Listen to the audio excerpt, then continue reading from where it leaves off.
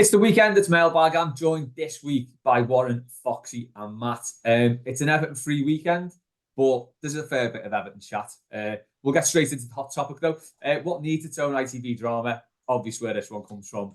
We'll go straight in. Warren, what do you reckon?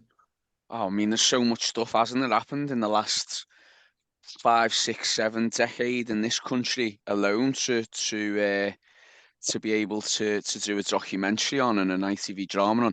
What about the life and times of Richard Masters? That'd be a great ITV documentary, wouldn't it? Yeah, we'll go for that. I'm sure the ITV has unearthed a few skeletons there. Now, do you know what? I think I haven't actually seen it, but the amount of people who've said about the Post Office documentary, how good it's been. I've had people in work saying to me and everything, you need to get on it and watch it. But I think that there's I mean, there's been shouts for Brexit, doing a Brexit one, hasn't there, and doing a COVID one. I know we've had COVID ones, but there's been different shouts to do different ones, hasn't there? But yeah, we've had the Brexit one as well. Have we? They did the film, didn't he? Like Jeff did Quigley he? played Aaron Banks.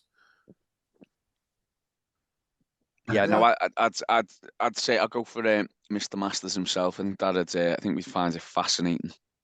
Yeah, I was just trying to look up actually his past career because these fuckers tend to fail upwards, don't they?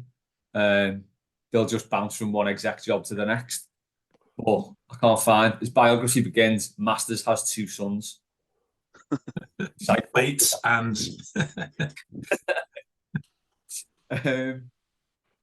became chief exec in the Premier League November 2019. There's not much about him really. Involved in you're an amateur. What? Give us 2 minutes. You're an amateur. Give us 2 minutes. I'll find out where he lives. Go ahead, Matt. I'll tell you what, then. Matt can do a little bit of digging into this. Foxy, what do you reckon? yeah, I mean, how would you feel if Everton had done a documentary on them since, I know, Ancelotti coming in, take us to a high point, second league at Christmas, and then the crash, just continuing until whatever point, whatever depth we get to. How would you feel watching that? Would it make it better or worse? I think it would make it quite a lot worse. Yeah, I don't know if I could, to be honest. I've lived it once. I don't know if I could live it again. Did you listen to, is it Julia? Julia Bowles. Thank you. Yeah, that kind of radio podcast thing. The bits of that I couldn't listen to. The bits of it, particularly like Lampard, that January bit with Lampard, because I quite like Lampard. He just wasn't very good as a manager. The bits that I couldn't listen to again, I had to kind of jump episodes to kind of go on to the next bit because it's too hard. I think if we're like watching that on TV as a repeat and going back, yeah. So not Everton is the answer. I hope, sorry Les, I hope we never do like a Welcome to Wrexham style documentary. I just hope it never happens. I think it'll be a travesty if that happens, if we ever do that.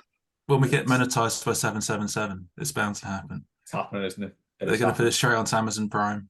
Yeah, Pete said Everton. And Gary said, will folk be the rest of the country? It's a bomb, not a batch. Now, what does that mean? Well, so over here, we say it's a batch for like a bread roll. Not a cob. Not a cob, no. And Scousers call it a bomb. Okay. Bomb cake. Oh, the bomb cake. So every time I go into Greg's at Central Station, which is like once every couple of weeks, I always ask for a sausage batch. And they always say, yeah, sausage bomb. Without fail, I get corrected to sausage bomb. Apart from one girl in there who used to go to school with, so she's from our side. She never corrects me because she knows I'm right already. A sausage batch sounds like quite a fun weekend. Well, then it's just a little thing on Greg's here. So in Greg's, they actually call it a sausage roll, but then they sell sausage rolls. It's confusing. Yeah. Matt, anything on Richard Masters?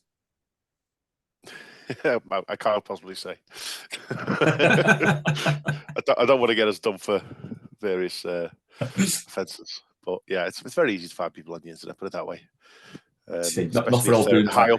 Yeah, especially if they're high up in business and they've had various, companies and that.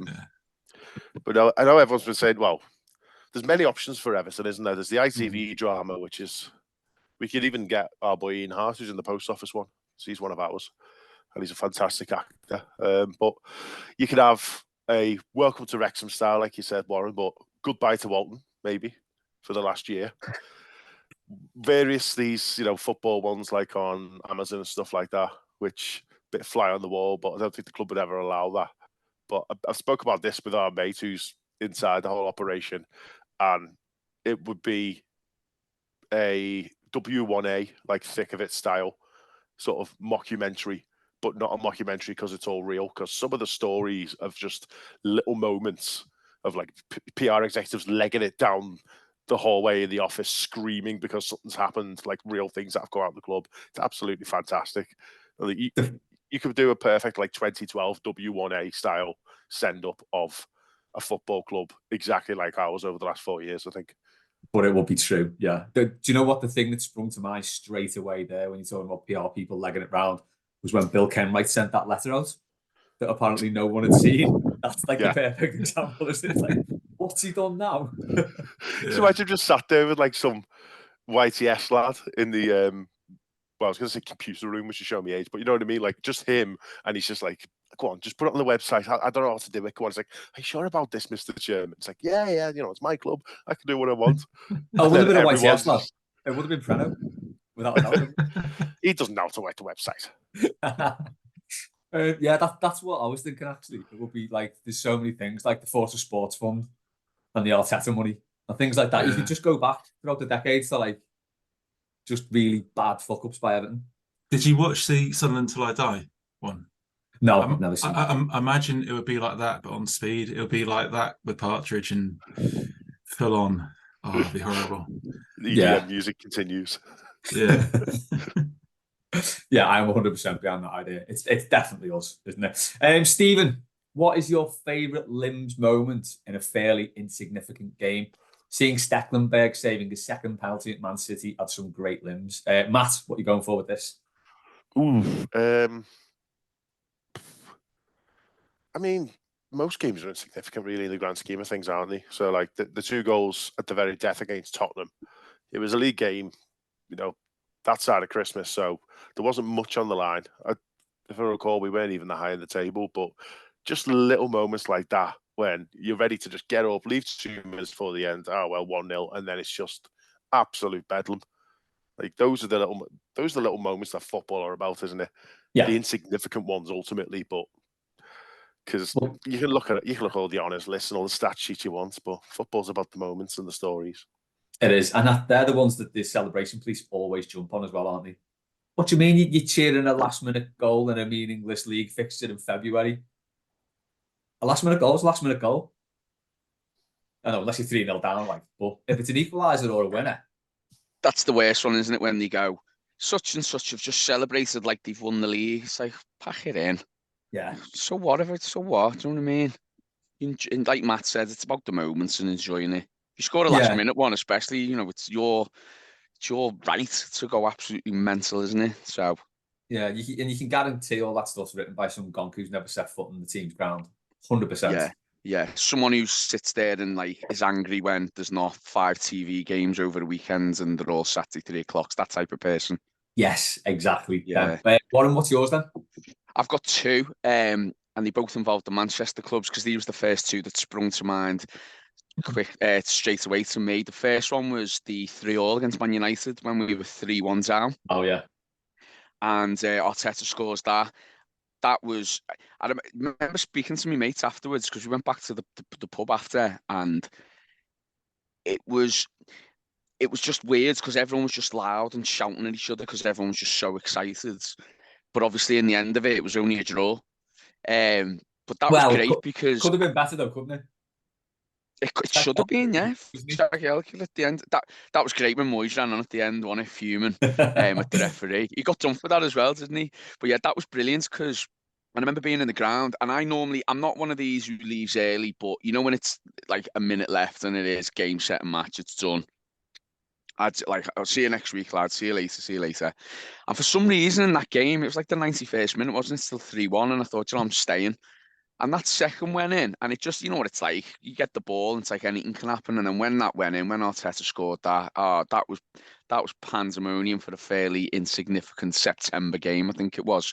And the second one, I think I'm really latching to the word insignificant here, because bearing in mind what happened to us the week before, it was insignificant.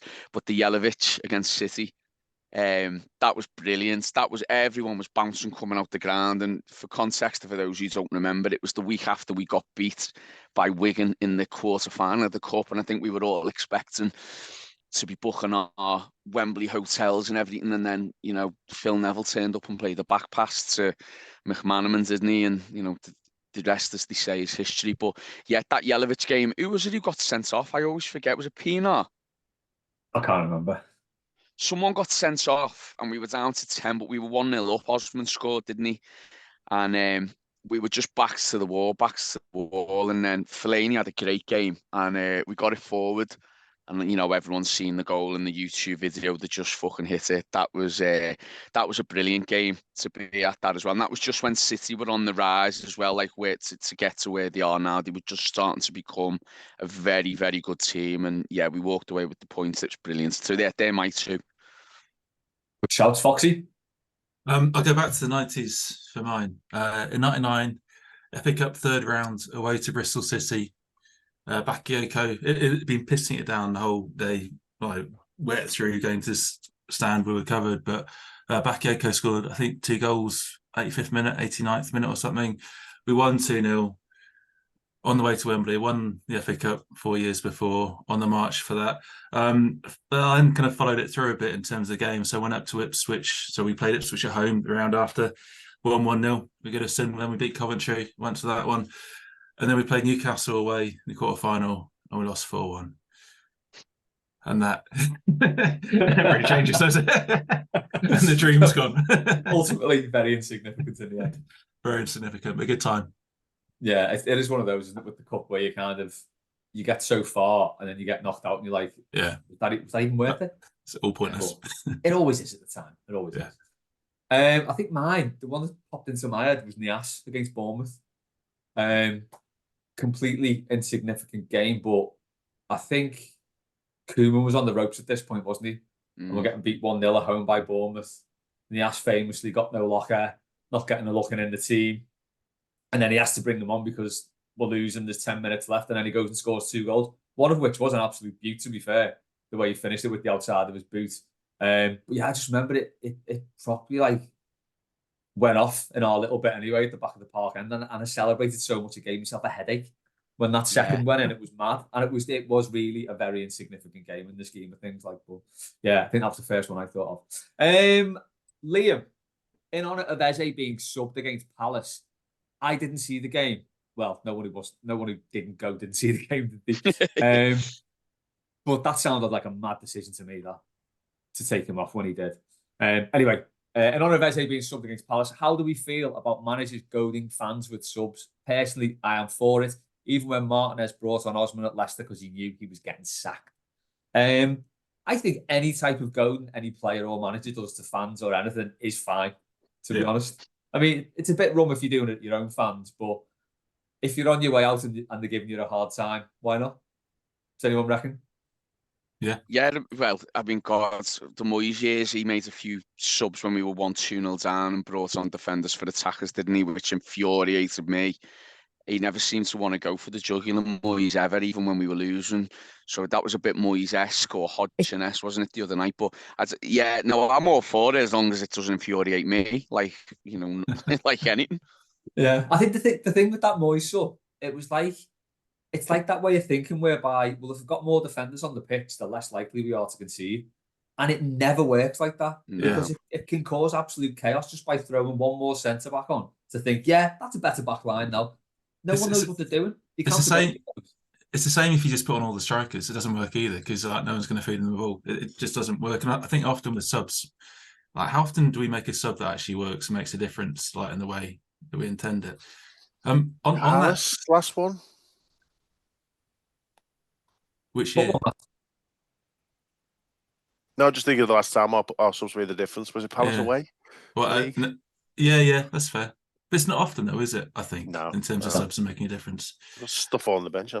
Yeah, I was just thinking about Roy Hodgson as well. He is an interesting character. If you're a Palace fan, you can't be massively pleased that he's still there. If we had Roy Hodgson rather than Dyche, where would he be right now? Yeah, well, it's. I think I know a couple of Palace fans, and he's got a good reputation there because he's like a South London fella and all that.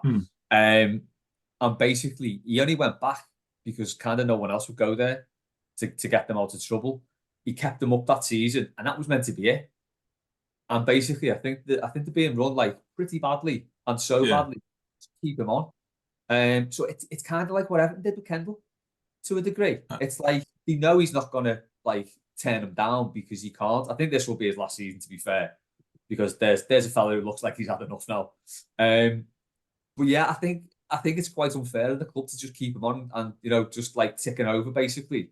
Probably seeing what we can get away with, just keep us in the Premier League. There's not much ambition there, which is really sad, isn't it? That's the worst thing in football. If your club's got no ambition and they're just happy to tide over like that, it's horrible.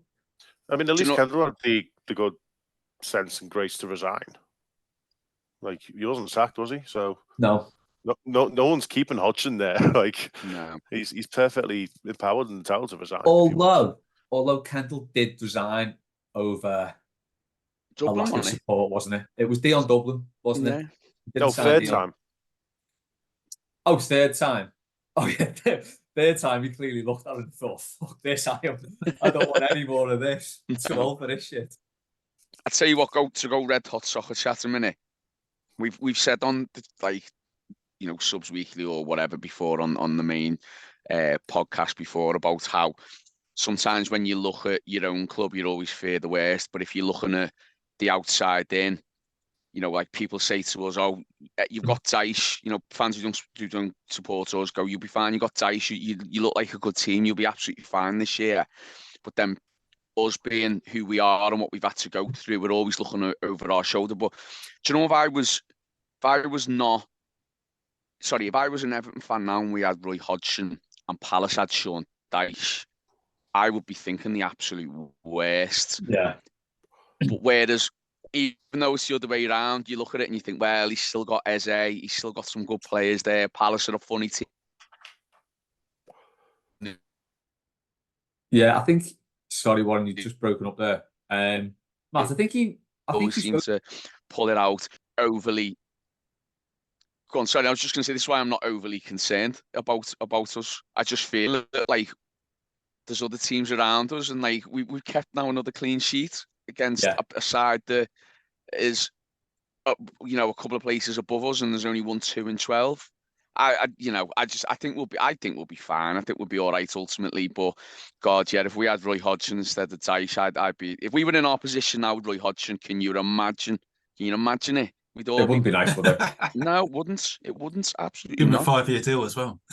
Matt, I think you spoke about this on post-match and sort of said that the Palace fans' mentality is quite similar to ours because they are like us. They're the sort of club that if your striker's not scoring, he'll probably score against you. Because as I said, I've got Palace mates and they're very similar to us, the way they think about stuff. So when I told them like that was the first direct free kick we'd scored in like 5 years or something, it was like, yeah, that's pretty standard. Yeah, like I've got a lot of time for Palace as a club and Palace as fans. Like I have.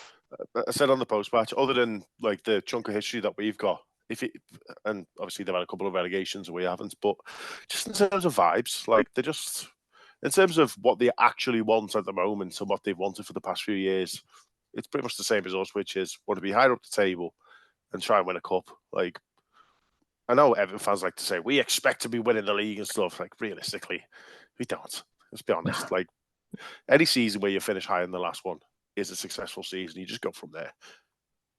This is true. I like that way of thinking. Alex, this is a question from a couple of weeks ago. She's asked, which player in the league would you most like to 2-foot and why is it Anthony Gordon? I mean, he has turned into a proper hate figure amongst us, hasn't he? But every time that Bruno Fernandes plays, Fernandes, I want to throw whatever I've got in my hand at the screen. He's horrible. He is horrible. He really do you know, like them? I don't know if the things ever happen to you, whether it's in work or your mate say something to you or something happens and you get really wound up and you don't want to get wound up because you don't want to let people know that you're getting annoyed by them because they'll keep doing it.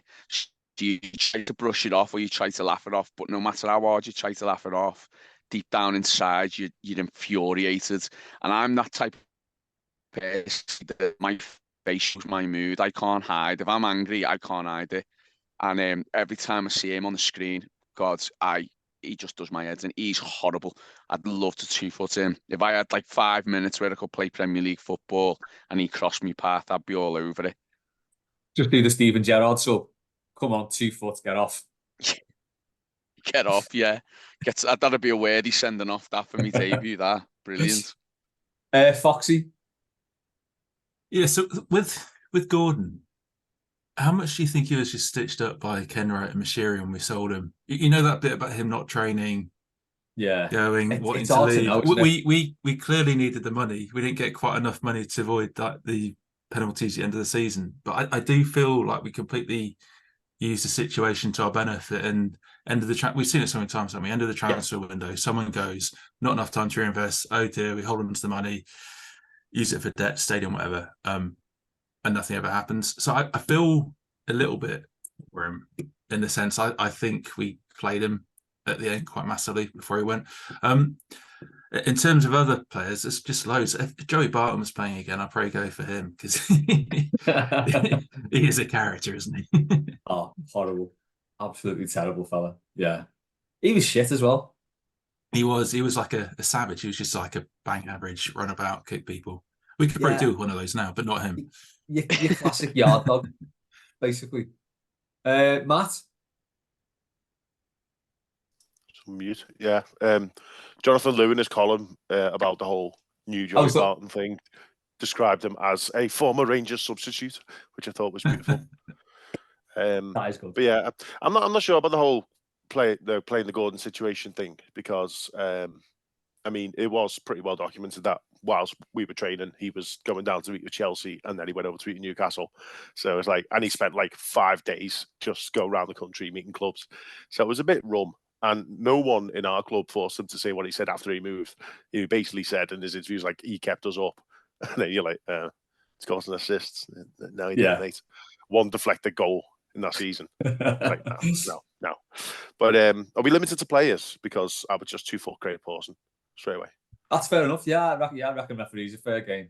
You know, you just get a little bit more of a ban. But yeah. I mean, it's not like I'm going to get picked to play again, is it? So if I had 1 chance. Yeah. Oh yeah, do you know what? I think Kavanagh would be my referee of choice to do that too. I mean, you can take your pick, really, can't you? Yeah, sport for choice. I'd run all the way to Stockley Park and just 2 foot the VAR room. Just straight through the door. That'd be some WWF shit, that wouldn't it? Speaking of which, we've got a bit of Premier League chat here. Stephen said the Premier League hates us for some unknown reason. Have you ever hated anyone or been hated by someone for no reason whatsoever?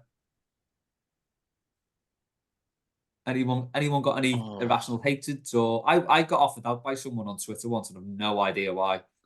Just started abusing me in my DMs. They clearly knew where I sat in the ground.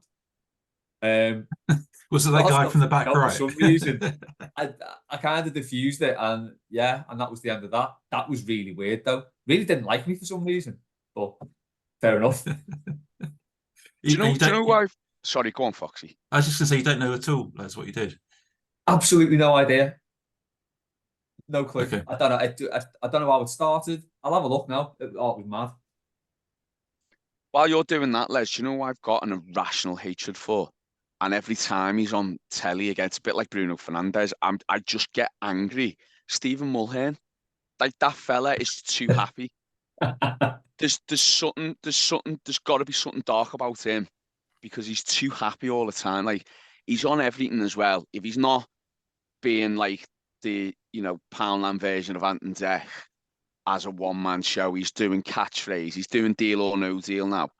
He's advertising all the time for Butlins at the minute. Every time I turn on the screen, he's there, and he just seems to steal an American phrase, cookie cutter, clean. Like there's got to be something. Do you remember when Richard Bacon was the Blue Peter presenter, and your Blue Peter's presenters are like notorious for being clean cut, and then he got done, didn't he, for drug use?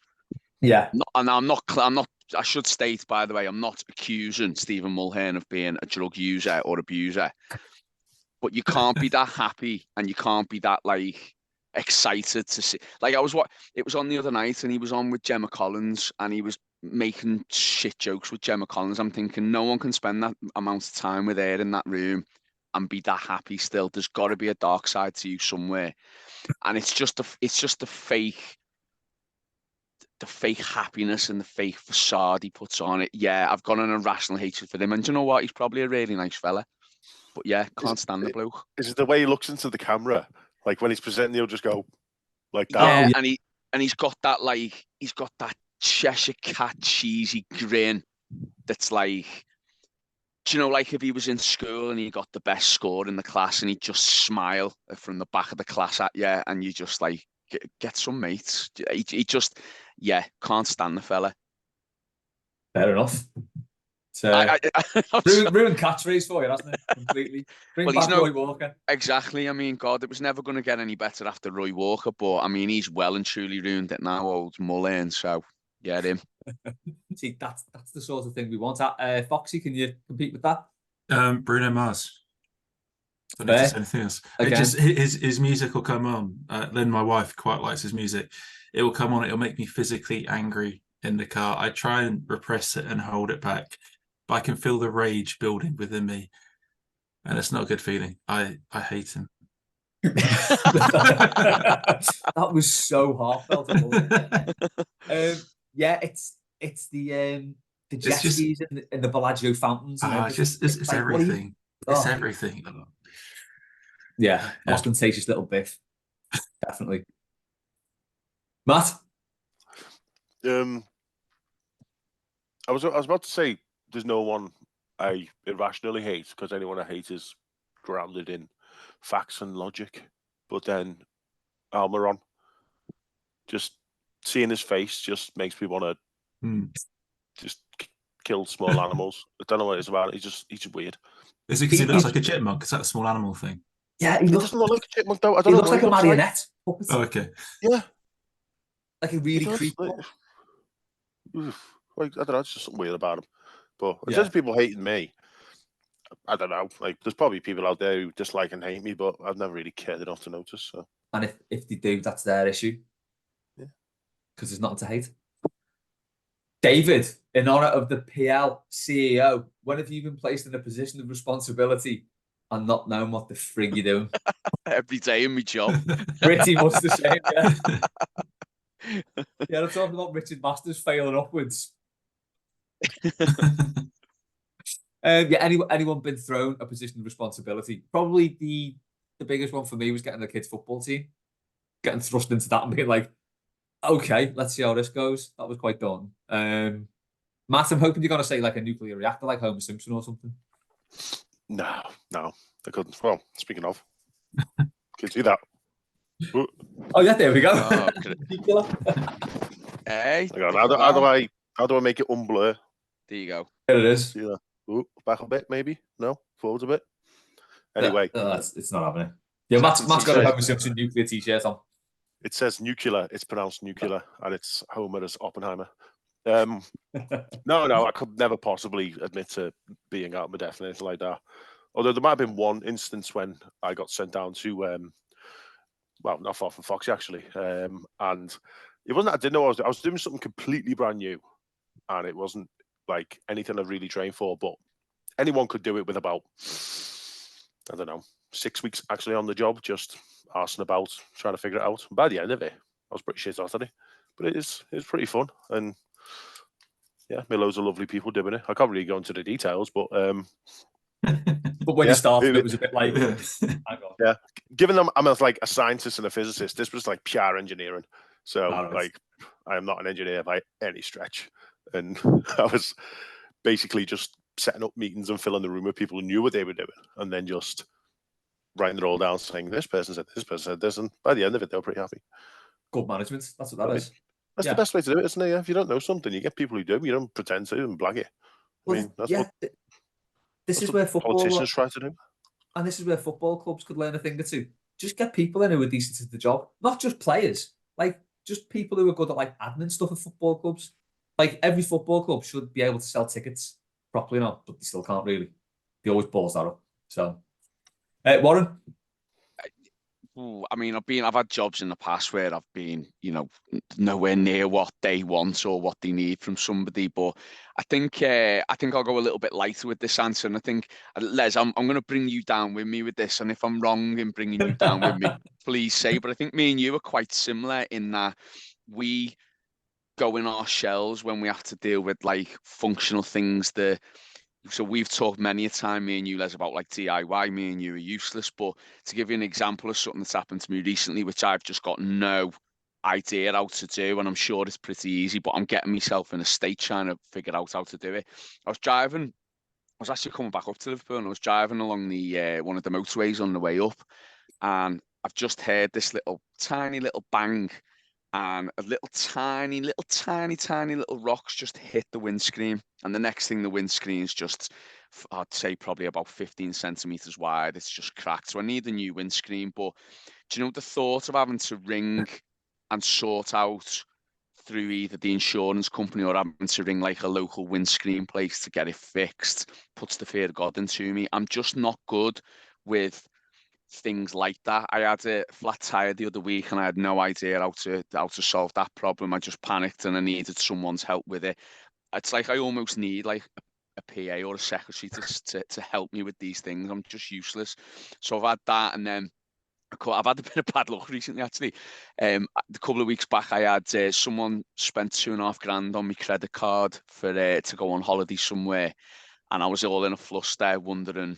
I was in a mad fluster, wondering how to deal with that.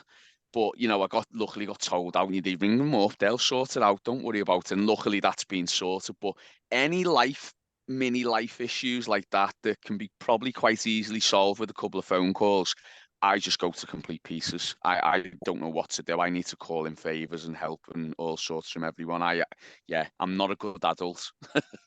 I'm actually all right at that kind of stuff. So long as someone else sorts it out, if I can just tell them what's wrong and they do it, I'm fine. Me the same. And I do apologise for bringing you down with me, Les, but I've always thought me and you were quite similar with that. Yeah. Oh yeah, definitely. I think so. I think that's fair. Foxy? Yeah, I've recently changed job in the last 3-4 months. So I've spent 20 years in one industry and I've moved to another industry, which is very similar to one that Matt was referring to, if not the same one. It's secretive. I can't talk about. But I'm in a position of delivering quite a big, important thing. I haven't got a clue what I'm doing. I've been on a training course this week, and because my job title, people are like looking at me, what do we do, what are the questions, what are the answers. And there's one question in the training, and he kind of looked at me for an update to help the class. I just looked behind me and the guy sat there. I don't know. Did it work? Yeah, we didn't ask me again. Perfect. There you go. I do.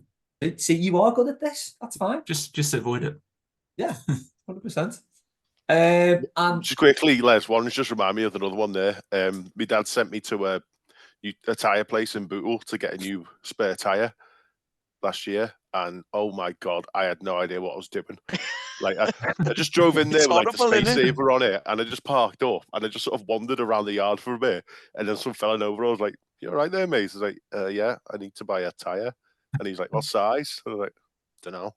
That size. Yeah. And he went, "Which one's your car?" I said, "That one there." He's like, "Well, do you not know what size?" I just went, "Hang on." I just got my phone and I just Googled like tyre sizes and then put the reg in. I was like, that there. And he went, "Oh yeah, we got like 120 of them." I was like, "Can I buy one, please?" But, I didn't know how the whole process worked, whether you just give me a tyre or whatever like that. But turns out they did the whole job, like stuck it on, everything like that. And I just kind of stood there, just on my phone, just waiting, like trying not to speak to anyone who was, a proper man. I get what you mean. Those tyre places, you've never got like a reception bit. It's just like a big sort of warehouse thing where they'll like change tyres. There's loads of fellas walking around, but like real manly fellas who do manly work every day of their manly life. So you're just intimidated as soon as you get in, and you're like, I don't know what to do, and you need someone to come up. Yeah.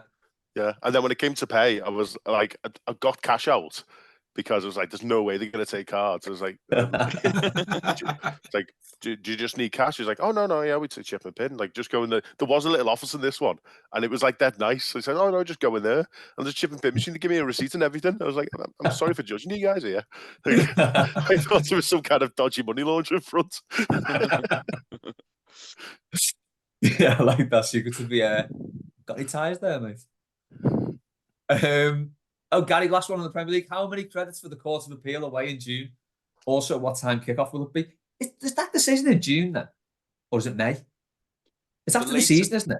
The latest one's just after the season finishes, isn't it? But I mean, is there any update at all on when the appeal's getting talked about or announced for the 10 points? Because that's going to have to get talked about soon, because that's dragging on, isn't it? Yeah, Matt, you're already nearly now. Sorry, Matt, what was April. That? First week of April is what I've heard. I can't remember where from, but The for some first reason one? I've got no for the appeal of the first charge. Wow.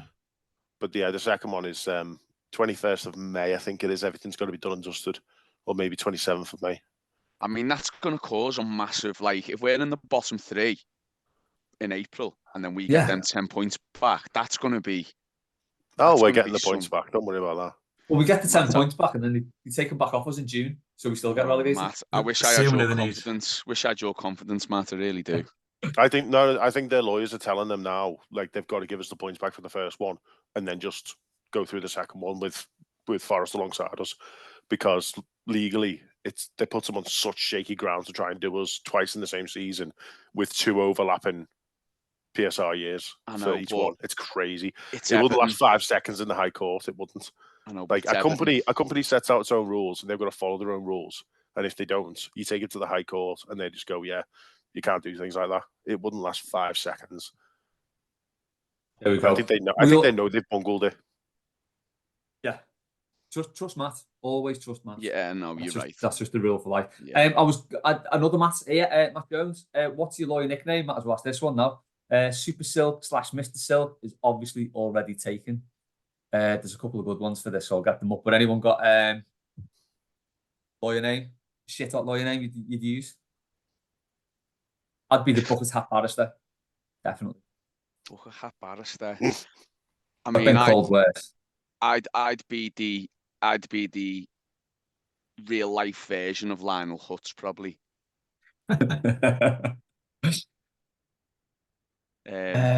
I was thinking if you went for like your mother's maiden name and your first pet, maybe that's your porn name. But I reckon you could do both. Your lawyer name as It's well. pretty much the same profession, isn't it? So yeah, mine's Lucky Knowles, by the way. Well, I'll say that. You realise those questions on the internet are just scams for identity theft. Oh. Like every single one of those combination questions are secret answer questions on a password reset form. Yeah. First street where you grew up. So that's how someone spent $2.5 on my credit card. Right, okay, there we go. Times your PIN number by 2. Yeah. Warren has absolutely been smashing BuzzFeed for the last 6 minutes. So Dargan, aka Daitan's Flash Music, said no win, no toffee. That was good.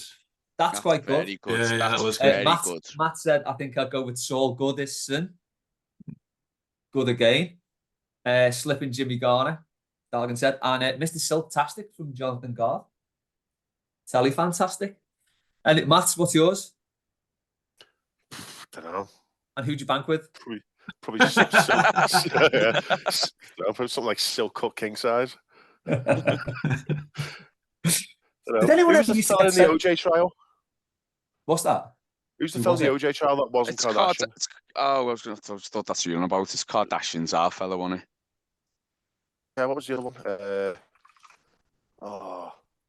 Robert Shapiro. Johnny Cochran. There you go. Johnny Cochran. He sounds like a 50s Johnny crooner. Cochran. Yeah. So like Johnny Todd Cochran, maybe. Oh, very good. Oh, there we go. Yeah. A couple from Maggie now. Where are we? What's the Christmas high five you've ever given, received? Do you know the technique for the best high five? You look at the elbows. So if I don't know, I didn't know if this was common knowledge or not. So if you're about to high five someone, you look at their elbow, they look at yours, and that's how you get the best high five. Hit each other in the face. I've put this theory into practice, and I can confirm it does give you a crisp high five. What happens if only? Sorry, go on. No, go Foxy, go ahead. I should say, what happens if only one of you looks at an elbow? Then it goes to pot. Okay. It goes. So it needs to be coordinated. Yeah, you've got to. If you want to really connect with a good, and you got to have a briefing beforehand before you try the high five, so you're both on the same page. I'm not talking as well about that like little sidearm high five that like, you know, that awkward like when you first see someone you haven't seen for a while and you give them that, you don't know whether it's a high five, hug, or whatever. Yeah. You do that awkward like. I'm not like talking tennis about doubles. I'm talking about like the old school, like give me five, like that type. Yeah, like just smash. Yeah, I'm talking like one of them. So yeah, if you look and listen, you're all gonna do it. If you didn't know this technique already, you're all gonna try it when you listen to this, and you three are gonna try it tonight with whoever. Yeah. You're gonna go down and see your partners, your friends, whoever now, and you're gonna go, hey love, just come here in a minute, look at my elbow, and I'll look at yours, and you're gonna put it to the test. And I promise you now, you'll get a great high five out of it. I'm gonna try it myself. It works. Yeah, I got a really satisfying high five. It's like, it's not quite a high five. It's like sort of the half handshake, half high five, where you cup your hand and it makes that sound. Yeah. That's a good one. I like that. My dad's very good at that. Maggie, again, how would you spend next week's Euro Millions jackpot? Probably buy new trainees you don't need. Pretty standard stuff. Some lawyers for Everton. Yeah. How much money would you need to win to invest anything in Everton? I wouldn't put a penny into them, not after the last 5-6 years. Yeah. How much is Euro Millions? I imagine it's a lot. Would you reckon 125 million? Well, whenever these, because it's really hard to win, and I'm not just saying like, but it is because there's extra numbers than the national lottery, and you've got all the star numbers as well. So it's like that's why the jackpots go up and up and up. But you're talking when it gets to a good jackpot, you're talking north of 100 mil. Yeah. You'd have to pick the right week to win it to invest in the Toffees. Buy Jack Grealish. Stick him on the bench. There you go. Imagine just like buying a player and turning up and having a play this. There you go. It's yours now. Matt, what are you doing with your Euro Millions? I'm just trying to see how much it was. It's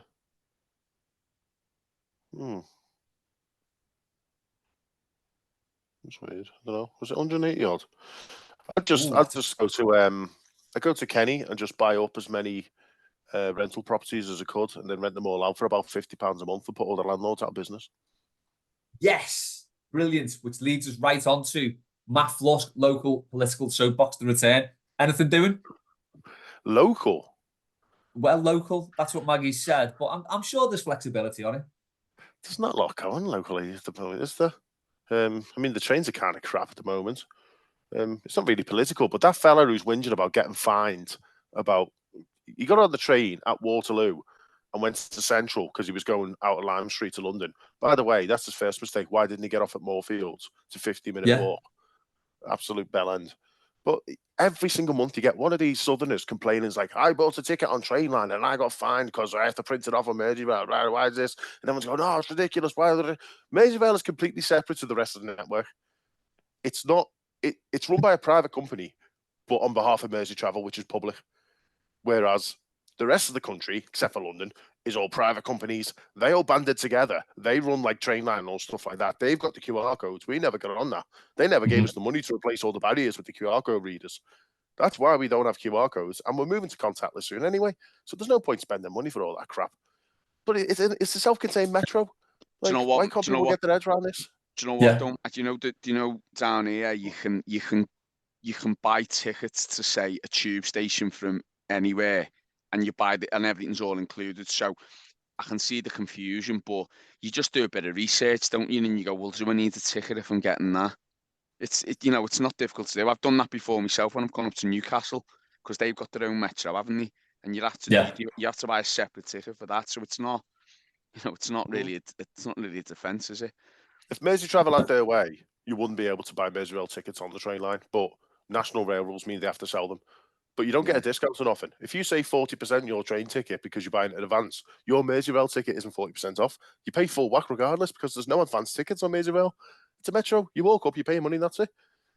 Yeah, can't wait till those contact. I'm looking forward to it. Yeah. Especially if we haven't got a return, we get to Kirkdale and the train's about 2 minutes out and there's a massive queue for a ticket. Don't like that. That's stress. I don't need that.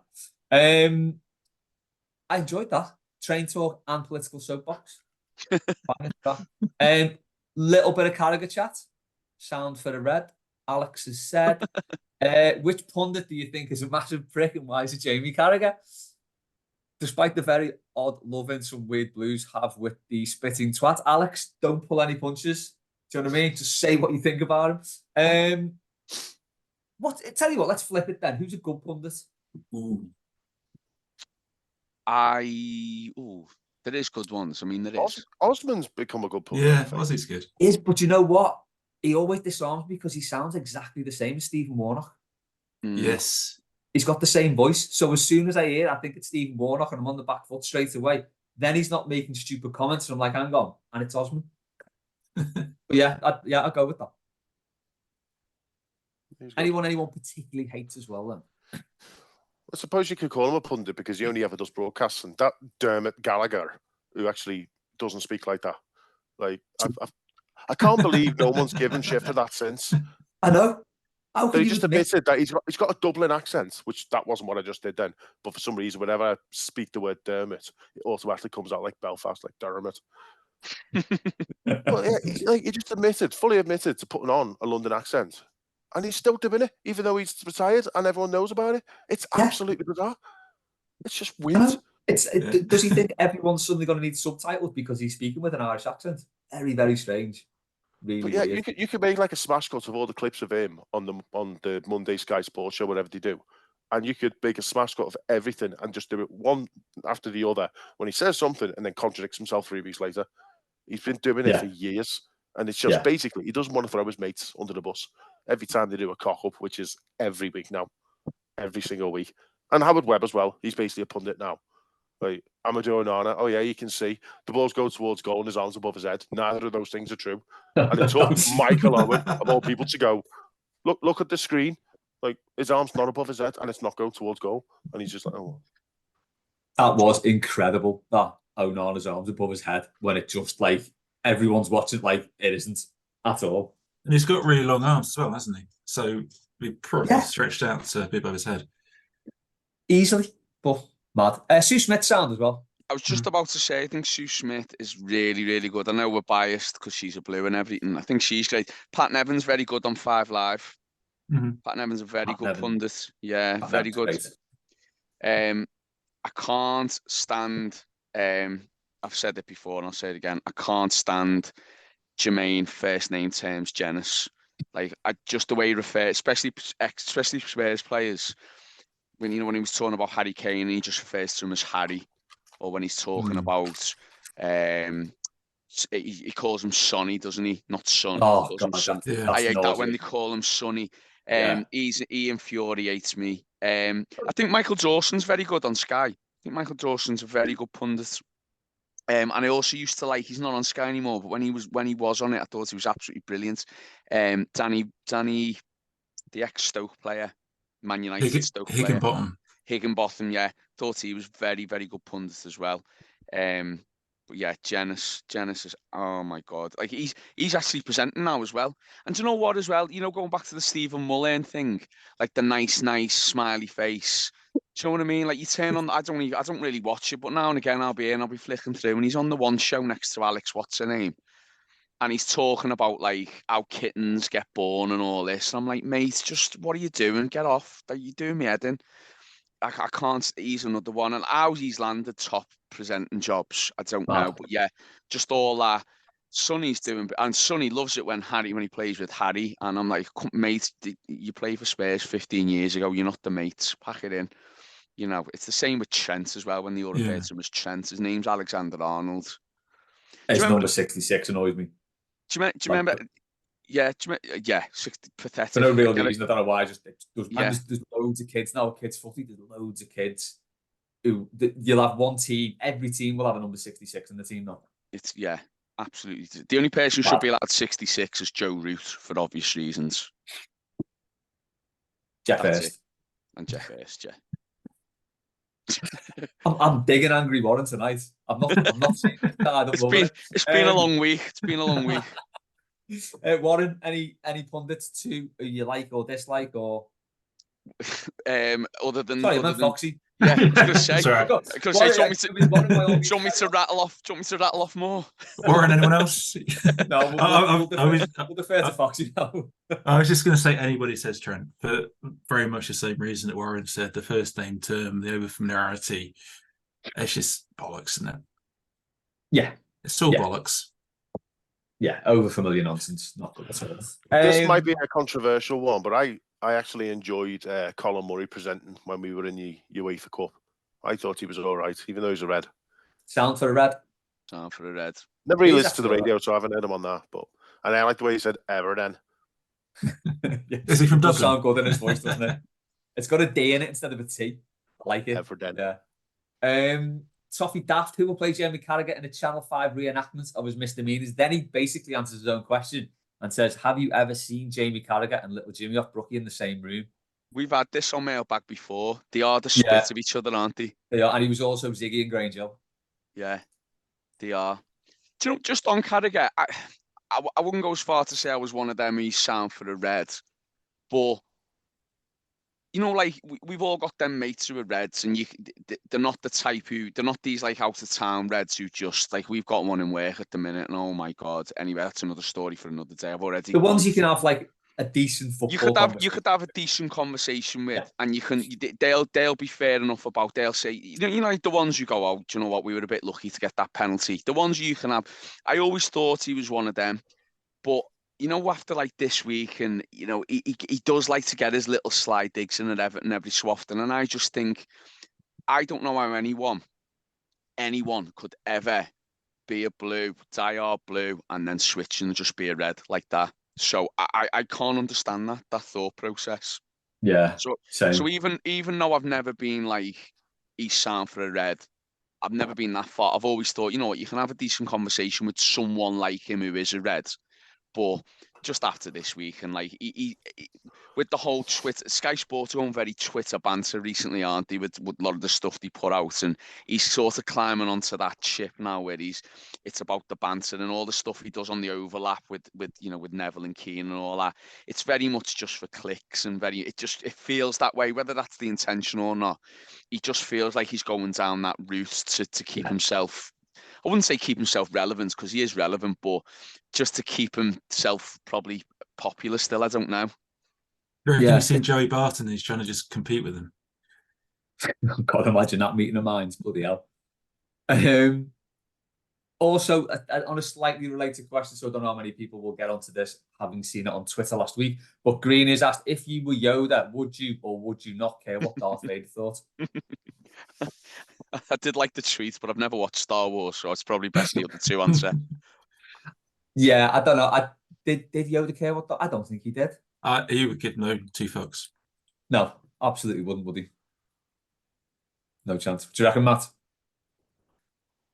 I don't know. Like, there's all sorts of weird discourse about Yoda and Darth Vader, like the original trilogy, and how Yoda never actually saw him in his suits and stuff like that. But he seems to be clued up on him and all stuff like that. Like, I don't know. This could get very boring and nerdy, but the story is that he's been on that planet. He's been on Dagobah since like that bit in episode 3. It's Revenge of the Sith, isn't it? Yeah. Yeah. So as far as you know, it's like the Empire War and stuff like that. But he doesn't really know any details. He's just been in a swamp. He hasn't even got a DAB radio or nothing. So how does he know all this shit? I don't know. Maybe Qui-Gon told him when he was a ghost. I said the phone signal must be last as well on Dagobah. Yeah. But I thought that Carragher tweet to our main author was just like, come on, lad. There's no need for that at all. Like, he just made himself look like a complete prick. And I don't know really why he's taking this whole stance. Like, you've got the literal former governor of the Bank of England writing letters saying the way you've gone about this process is very sketchy. And then you've got a former player on Sky Sports going, well, you can't whinge about the Premier League. Look at the owners.